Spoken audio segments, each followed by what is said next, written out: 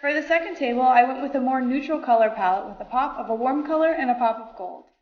I decided later on to add a splash of dark blue and green as the colors began to blend. Prep your table the same way as the first one, by cleaning it and removing the legs. Add to something that will raise it from the ground, add your strainer, and begin pouring. For this table, I was more experimental. After pouring and moving around the top, I drizzled other colors as well as sprayed water and extra flow aid onto it to move the paint around.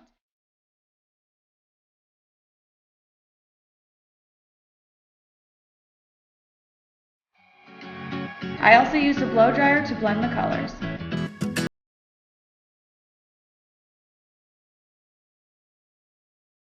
After I was happy with my top, I let it dry and sealed it as well.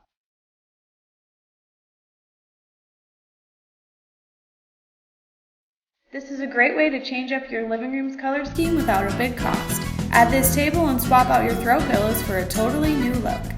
You can apply this technique to so many different kinds of furniture and wall art with different paint combinations. I hope this inspires you to turn your old piece of furniture into a custom look. See you in my next video!